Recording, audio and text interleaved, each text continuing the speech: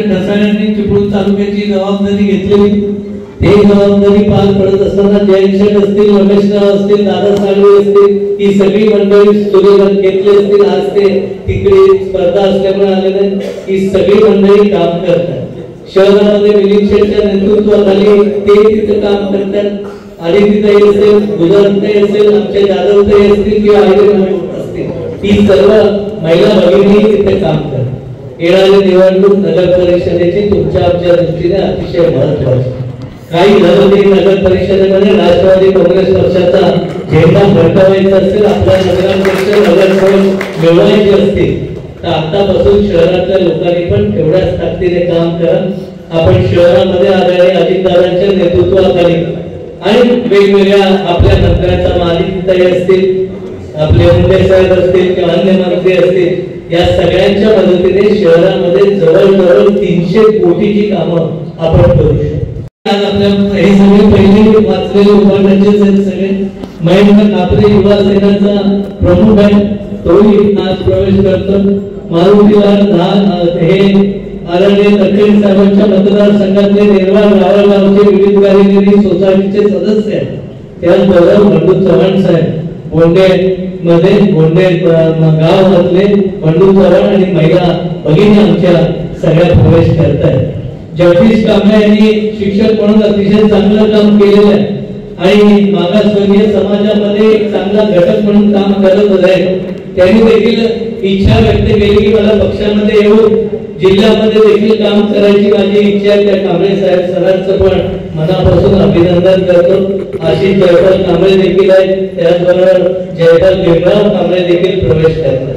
दुसरे निवृत्त शिक्षण अधिकारी किसन केसरकर आंबोलीचे ते देखील पक्षात प्रवेश करतात आणि मावळंग्याचे आपले सरपंच प्रकाश वीर देखील ही काही प्राथमिक नावं मी घेतले. त्यांच्या सोबत अनेक चांगले आज कार्यकर्ते आपल्याला प्रवेश करणार आहेत. त्यामध्ये रावळगावचे आदरणीय साहेबांच्या मतदारसंघातले नवनाथ जाधव सरपंच देखील आज आपल्या पक्षामध्ये प्रवेश करतात.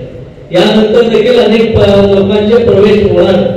साहेब सगळी मंडळी मतदार त्यांच्या क्षेत्रात त्यांच्या गावात प्रत्येक घटकाशी अतिशय जिव्हाळ्याचे संबंध ठेवून नदीला उपयोगी पडणारी सगळी माणसं आज वगैरे गटातली प्रवेश करणारे. त्यामध्ये पुढाकार आमचे नितीन भोसले असतील, मंगेश भंडारे असतील, राजू पोमेंटर असतील आणि अन्य सर्व सहकार्यांनी त्याने सगळ्यात बाजूने प्रयत्न.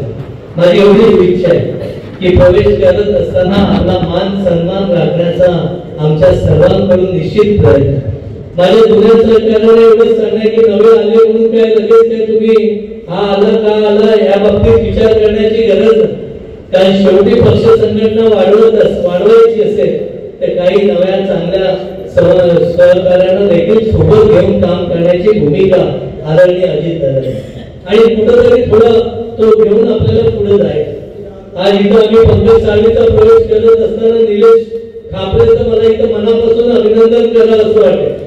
कारण दोघांमध्ये विस्तव असं नाही म्हणणार पण एवढं शक्य नसताना त्यांनी मला सांगितलं की जर त्याला घेत असेल तर आमचा सगळ्यांचा पाठिंबा आहे. त्या एखाद्या वेळी नाही म्हटलं तर आमची अडचण नसते, मग घ्यायचा मग मागे पुढे होतो तो दुसऱ्या पक्षात. ही सगळी मंडळी तुमच्यावर विश्वास ठेवून आपल्या पक्षात येतात. त्यांचा उपयोग निश्चितपणे आपल्याला पुढच्या काळात होईल. मी आज या सगळ्यांचा तुमच्या नेतृत्वाखाली विश्वास ठेवल्याबद्दल मनापासून धन्यवाद देतो. एका धडाड्याला पराभूत करत सर्वसामान्य कार्यकर्त्यांचं भावना सतत जपणाऱ्या शेखर निकमांना आपण प्रचंड मताधिकार निवडून दिला त्याच्याबद्दल शेखरजींचा अभिनंदन करतो. लोकसभेच्या निवडणुकीमध्ये आपल्याला अपेक्षित असलेलं यश राज्यभरामध्ये मिळालं नाही. एका राष्ट्रवादी काँग्रेस पक्षापुरतं सीमित मिळालेलं असं नव्हतं. देशभरामध्ये सुद्धा एक वेगळाचं वातावरण त्या कालावधीमध्ये निर्माण करण्याचा प्रयत्न झाला. देशामध्ये पुन्हा एकदा इंडियाच्या नेतृत्वाखालचं मोदी साहेबांच्या नेतृत्वाखालचं सरकार आल्यानं महामानव घटनेचे शिल्पकार डॉक्टर बाबासाहेब आंबेडकर यांनी संविधान रद्द केलेलं आहे. अल्पसंख्याक समाजाच्या बाबतीमध्ये वेगळं प्रकार जिल्हा त्या कालावधीमध्ये निर्माण केलं गेलं. संविधान घेण्यानंतर आदिवासी बांधवांना सुद्धा असं म्हटलं की त्यांचं आरक्षण डॉक्टर बाबासाहेब आंबेडकरांच्या घटनेमध्ये दिलं तेही रद्द होईल. असा वेगवेगळ्या प्रयोग देशाच्या राजकारणामध्ये त्या कालावधीमध्ये इंडिया आघाडीने मोठ्या प्रमाणात केला. कसा पुढे मोदी साहेबांपासून ते उमेदवारांच्या पर्यंत आम्ही सर्वांनी सांगितलं चंद्र सूर्य तारे असेपर्यंत या देशातील संविधान अबाधित राहील. पण तरी सुद्धा जे खोटं पसरवण्याचा प्रयत्न केला गेला ते लोकांच्या मनातून त्या कालावधीमध्ये दूर करण्यामध्ये आम्हाला सर्वांनाच अपयश आलं.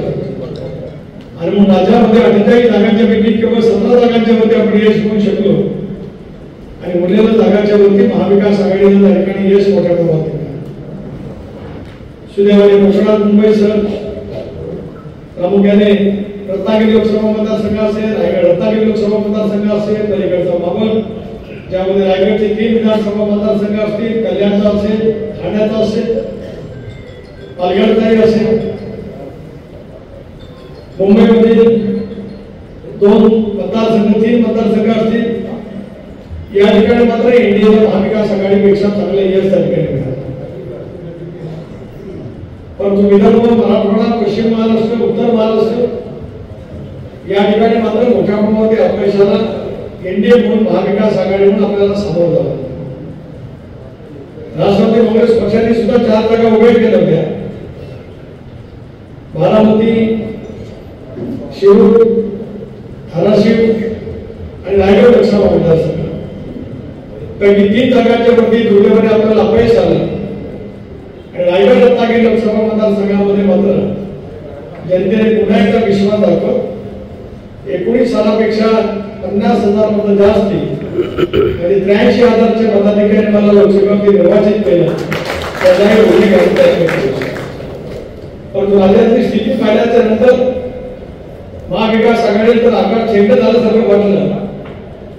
सत्ता महाविकास आघाडीची येणार 250, 200, 250 जागा आसपास येणार अशा म्हणजे एक वातावरण राज्यभरामध्ये निर्माण करण्याचा प्रयत्न महाविकास आघाडीच्या माध्यमातून झाला. पण त्यावेळेला देवेंद्रजी असतील, एकनाथ शिंदेजी असतील, अजितदादा असतील, मी असेल, बावनकुळे असेल, आम्ही सगळेजण एकत्रितपणाने बसलो आणि राज्यामध्ये पुन्हा एकदा इंडियाचं सरकार महायुतीचं सत्ता आणलीच पाहिजे या भूमिकेतून आम्ही त्यावेळेला चर्चा केली. संबंध राज्यभरातल्या महायुतीच्या कार्यकर्त्यांच्या मनामधला आत्मविश्वास जागृत करण्याची भूमिका घेण्याची आवश्यकता होती. निवडणुकीच्या नंतर अपेक्षेच्या नंतर एक नैराश्य आलं होतं. राष्ट्रवादी काँग्रेस पक्षामध्ये सुद्धा थोडंसं नैराश्य जरूर त्यावेळेला आलं होतं. शिवसेनेमध्ये असेल, भारतीय जनता पक्षामध्ये असेल, परंतु सरकारने ठरवलं की केंद्र सरकारच्या माध्यमातून पुन्हा एकदा राज्यामध्ये आपण सत्तेवरती आलं पाहिजे. लाडकी बहीण एक क्रांतिकारी योजना देशाच्या पाठीवरती या राज्यामध्ये राबवण्याचं धोरण त्या कालावधीमध्ये घेतलं गेलं. आज किती त्या बाबतीमध्ये प्रशासनाने निर्माण करण्याचा प्रयत्न केला जात असेल पण महाराष्ट्रामध्ये त्यावेळेला 2,45,00,000 महिला भगिनींना लाडकी बहीण योजनेचा लाभ घेण्यामध्ये त्यावेळेचं सरकार निश्चितपणे यशस्वी झालं. तुमचे लेख असेल अजितगिरी बाल विकास खात्याचा मंत्री म्हणून प्रामाणिकपणाची भूमिका बजावली आणि राज्यामध्ये जे काय आज पुन्हा महायुती प्रचंड बहुमताने आली त्याच्यामध्ये राज्याच्या मायमाऊलीचा हिस्सा मोठ्या प्रमाणावर होता. याचा सुद्धा निवडणुकीवर उल्लेख या कार्यक्रमात निवडणुकीच्या निकालाच्या दिवशी मी अजितदादांच्या वडिलांकडे आम्ही होतो. सारखे आम्ही शेखरजीला फोन करत होतो. सुरुवातीच्या काळामध्ये आपण थोडंसं लेट होतो. पिछाडीवरती गेलो परंतु संगमेश्वर तालुक्यामध्ये चांगला त्या ठिकाणी मिळालं आणि ती सगळी पिछाडी निवडून काढलो. जे काही त्या निवडणुकीच्या माध्यमातून चिपळूण संगमेश्वरच्या लोकांचा स्वाभिमान विकत घेण्याचा प्रयत्न केला गेला त्याला त्यांची जागा दाखवत स्वाभिमानी असलेल्या कार्यकर्त्यांनी निवडणूक यशस्वीपणे स्वाभाविकपणाने आता तुमची आमची जबाबदारी त्या ठिकाणी त्या निमित्ताने बांधते. या जिल्ह्यामध्ये आपण एकमेव जागेवरती लढतो. सिंधुदुर्ग जिल्ह्यामध्ये राष्ट्रवादी काँग्रेस पक्ष घड्याळाच्या चिन्हावरती लढला नाही. कोकणामध्ये आपण एकच जिल्हा रायगड जिल्ह्यामध्ये सुद्धा शिवधर मतदारसंघामध्ये लढतो. शेजारच्या ठाणे जिल्ह्यामध्ये आपण शहापूर या अनुसूचित जाती जमाती या राखीव मतदारसंघामध्ये म्हणजे काही जागेमध्ये एकाच ठिकाणी लढतो. पालघरमध्ये आपण लढलो नाही आणि मुंबईमध्ये आपण सारा बालिकांचा मतदारसंघ असेल, शिबिकीचा मतदारसंघ असेल किंवा रमाबालिकांचा मतदारसंघ असेल या ठिकाणी आपण निवडणुकीला राष्ट्रवादी काँग्रेस पक्ष महायुतीच्या माध्यमातून सामोरे गेलो. त्याचबरोबर उपविभाग प्रमुख उभाटा सेना परेश रेडचे उपशाखा प्रमुख युवा सेना असुर्डे, प्रसाद राजाराम साळवी, रवींद्र गुरव, सुदेश खापरे, सुनील साळवी, महेंद्र पास्टे, विजय रामचंद्र कांबळे हेही राष्ट्रवादी काँग्रेस पक्षामध्ये प्रवेश करत आहेत। यांचंही मनपूर्वक स्वागत। जिल्हा परिषद गटातील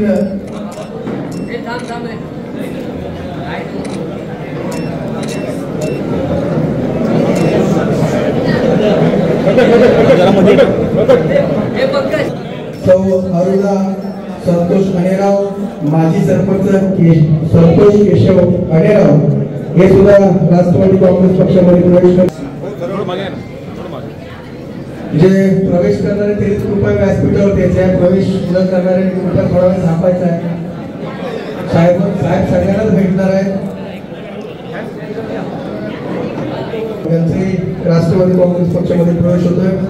अंबवलीचे निवृत्त शिक्षण विस्तार अधिकारी मोठे गावातील बंडू चव्हाण यांच्यासह सर्व त्यांचे सहकारी शांताराम काले, अनंत पांचाळ, संतोष धोंडू पांचाळ, संतोष पांचाळ, दीपक धावडे, अनंत धावडे, सीताबाई पांचाळ, मनीषा मनोहर पांचाळ, रमेश बंडू चव्हाण, रेश्मा बंडू चव्हाण, जिल्हा परिषद गटातील कर्पे देवळे, कर्पे स्वप्नील सकाराम गोतार, अशोक रामचंद्र गोतार, जयराम सोना गोतार, अंजनी आत्माराम गोतार, नम्रता महादेव गोतार, विशाखा विजय गोतार, अर्चना जयराम गोतार, वंदना सकाराम गोतार, अनिता सदाशिव रेवा। त्याचबरोबर वांगळे गावातील दीपक सीताराम संगले, रघुनाथ गुरुनाथ तुकाराम शिरभर गावकर, गणपत तानाजी मोरे, त्याचबरोबर संजय पुष्पचूर आज राष्ट्रवादी काँग्रेस पक्षामध्ये प्रवेश करतात। त्याचबरोबर चिपळूण शहरामधून मयूर भोजने, बाळा तटकरे, अविनाश तटकरे, भाऊ सावंत, रावळगावचे सरपंच नवनाथजी जाधव, अजय चेअरमन गिरवाळ रावळगाव विविध कार्यकारी सोसायटी, सुनीलजी चव्हाण, रमेशजी गाडे, नारायण। त्याचबरोबर रावळगाव मधील महिला या सुद्धा राष्ट्रवादी काँग्रेस पक्षामध्ये प्रवेश करत आहेत। त्याच्यामध्ये अस्मिता जाधव, स्मिता चव्हाण, सरस्वती चव्हाण, सुवर्णा चव्हाण आलेली आहे। सगळ्यांनी तिथं पोहोचण्यासाठी जायचं आहे। त्याचबरोबर सन्माननीय जलाल राजापूरकर हे शरद गटामध्ये प्रथम क्रमांकाचा कोकण भूषण पुरस्कार मिळालेला आहे। त्याबद्दल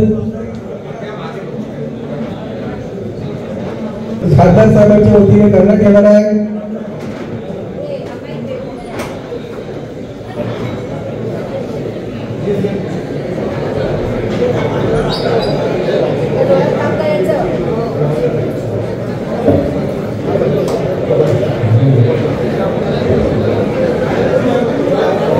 या ठिकाणी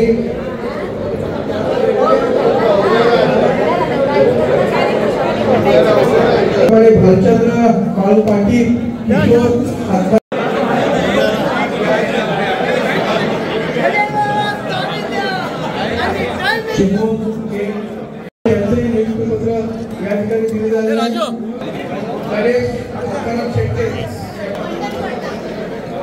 मुद्दा उपस्थित केला तो कराड ते चिपळूण या रेल्वे मार्गाचा। जरूर या संदर्भामध्ये मागे त्याला तत्वता मान्यता मिळाली होती। राज्य सरकारने भूसंपादनाची हमी त्यावेळेला घेतली होती। मी पुन्हा एकदा केंद्रीय रेल्वे मंत्री अश्विनी वैष्णव यांची भेट घेईन, राज्याचे मुख्यमंत्री देवेंद्रजी फडणवीस, राज्याचे अर्थमंत्री अजितदादा यांची सुद्धा भेट घेईन आणि हा कोकणाच्या दृष्टिकोनातून महत्त्वाचा असलेला रेल्वे मार्ग होण्याच्या दृष्टिकोनातून माझ्याकडनं प्रयत्नाची पराकाष्ठा आहे। 10 तारखेला आपण या संदर्भात बोललात, आता बजेट पण लवकर राज्याचं आहे। राज्याच्या बजेटमध्ये अनेक बाबीचा अंतर्भाव असतो। शेवटी एक असं आहे की याच्यासाठी सुद्धा पाठपुरावा किंवा मंजुरीसाठी एक वेगळी सिस्टीम असते। त्या सिस्टमचा अवलंब करून रेल्वे मंत्र्यांची आणि मी मगाच सांगितलं मुख्यमंत्र्यांची भेट घेतो आणि त्या दृष्टिकोनातून माझा पुढचा पाठपुरावा राहील। अनेक वर्ष प्रशासनात काम केलं असल्यामुळे कुठल्या कामाच्या बाबतीमध्ये कसा पाठपुरावा करावा, त्यासाठी काय पत्रव्यवहार करावा, हे अनुभव असल्यामुळे त्या अनुभवाचा फायदा घेत नक्कीच या संदर्भामध्ये प्रयत्नाची पराकाष्ठा केली जाईल. आता एक कार्यकर्त्यांच्या भाषणामध्ये एक नाराजी सूर असा उमटलेला आहे की पालकमंत्री दौऱ्याला येतात ते सांगत नाहीत. हे शक्य असेल, कदाचित पालकमंत्र्यांचा जो दौरा त्यांच्या पक्षापुरता सीमित असू शकतो, पण ज्या वेळेला शासकीय कार्यक्रमाच्या निमित्ताने पालकमंत्री येतील सर्वच, मी केवळ उदय सामंत यांच्या पुरता सीमित म्हणत नाही, राज्यभरामध्ये महायुतीचे पालकमंत्री ज्या वेळेला दौऱ्यावरती जातील शासकीय कार्यक्रमाच्या निमित्ताने, त्यावेळेला महायुतीच्या सर्व पदाधिकाऱ्यांना कळवलं जावं अशी अपेक्षा असते, काही चूक नाही. मी सुद्धा मुख्यमंत्र्यांना, दोन्ही उपमुख्यमंत्र्यांना विनंती करेन त्यांनी सर्वांना अशा पैसा सुद्धा द्याव्यात.